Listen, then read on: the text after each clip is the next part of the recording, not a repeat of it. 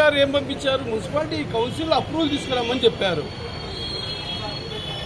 ఎకరా 57 సెంట్లు ఈరోజు మీరు కేటాయించనీక గతం ఎప్పుడో 3 సంవత్సరాల క్రితం వైసీపీ ప్రభుత్వం మీరు కార్యాలయం కోసం అలాట్ చేసుకున్న ఆఫీస్కు ప్లాన్లు అప్లై చేసుకోకుండా ఏమీ అప్లై చేసుకోకుండా అప్పుడు మా దానికి ఇంకా ప్లాన్ రాలే, ఇప్పుడు మీ తెలుగుదేశం పార్టీ కార్యాలయానికి మేము అప్రూవల్స్ ఎలా ఇస్తామంటే ఎంత ఒక హాస్యాస్పదం చూడండి. అంటే ఒక కౌన్సిల్లో ఒక మెచ్యూర్డ్ మైండ్స్ మనం అందరం వచ్చినది. వాళ్ళ పార్టీ కార్యాలయంలో స్థలం కేటాయించి తర్వాత కూడా 1.5 సంవత్సరం రాష్ట్రంలో వాళ్ళ ప్రభుత్వమే ఉంది, నంద్యాల మున్సిపాలిటీలో వాళ్ళే ఉన్నారు. 1.5 సంవత్సరం వరకు ఎక్కడే కానీ విఎల్టీ వేసుకోవడం కానీ ప్రయత్నం చేసినారో లేదో తెలియదు, ప్లాన్ అప్రూవల్కు ప్రయత్నం చేసినారో తెలియదు. ఒకవేళ విఎల్టీ వేయకుండాంటే ఈ రోజుకు 30 కౌన్సిల్లు జరిగినాయి.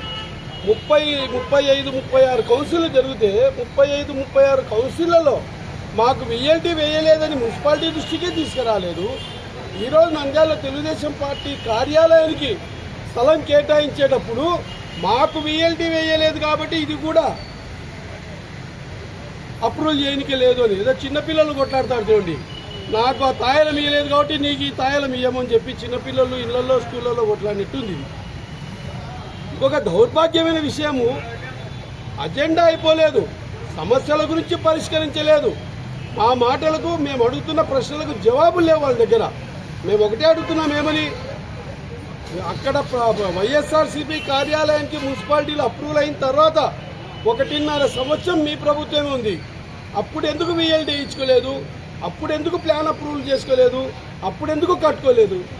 ఈరోజు తెలుగుదేశం పార్టీ కార్యాలయానికి వచ్చినప్పుడు ఆ పాయింట్ రైజ్ చేయడం అనేది చాలా దారుణం. పైపెచ్చు ఒక గౌరవ హోదాలో చైర్పర్సన్ గారు ఉన్నారు. చైర్పర్సన్ అంటే అంత హోదా అయిన పోస్టు. ఆమె ఎదురుగా సభ్యులను అడిగి మీటింగ్ను బెల్ కొట్టింది. సభ్యులను అడిగి మీటింగ్ బెల్ కొడతారేమండి? కరెక్ట్గా చూడండి, అందరూ వీడియోలు తీశారు. సభ్యులను అడిగి సభ్యులకు సైగ చేసి సభ్యులు చెప్తే అప్పుడు మీటింగ్ క్లోజ్ చేసింది. అంటే అర్థమైంది, వాళ్ళ దగ్గర జవాబు లేదు, వాళ్ళు చేస్తుంటే తప్పన్న విషయం వాళ్ళకే తెలుసు. ఈరోజు పోడియం దగ్గరకు వచ్చినామంటే సమస్యను అది పోస్ట్పోన్ చేయడం ఎందుకు? డిస్కషన్ చేసి కావాలంటే నిర్ణయం తీసుకోండి. మేము అడిగేదానికి మేమేం అడుగుతున్నాము? అప్పుడు ఎందుకు మీరు విఎల్టీ ఇచ్చుకోలేదు?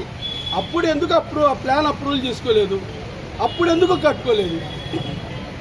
3 సంవత్సరాల తర్వాత ఈరోజు ఆ పాయింట్ మీద తెలుగుదేశం పార్టీ కార్యాలయానికి ఏం సంబంధం అండి? నిజంగా సిగ్గుచాటు ఇది. ఒక జాతీయ పార్టీ ప్రభుత్వం ఉంది, మీకు అదే మీ వైఎస్ఆర్సీపీ పార్టీ కార్యాలయానికి మీరు అజెండాలో పెట్టినప్పుడు ఏ ఒక్కరు కూడా అబ్జెక్షన్ చేయలేదు. ఇండిపెండెంట్గా అప్పుడున్న నేను అబ్జెక్షన్ చేయలేదు, తెలుగుదేశం పార్టీలో ఉన్న ఈ 4 అబ్జెక్షన్ చేయలేదు. ఎందుకంటే పార్టీ కార్యాలయం అనేది గౌరవార్థకమని చెప్పి తీసుకెళ్ళాం, కానీ ఆ మాత్రం కూడా వాళ్ళ విచక్షణ లేదు. దీన్ని తీవ్రంగా ఖండిస్తున్నాం. నిజంగా కూడా ఇది ఒక సిగ్గుచేటు. పై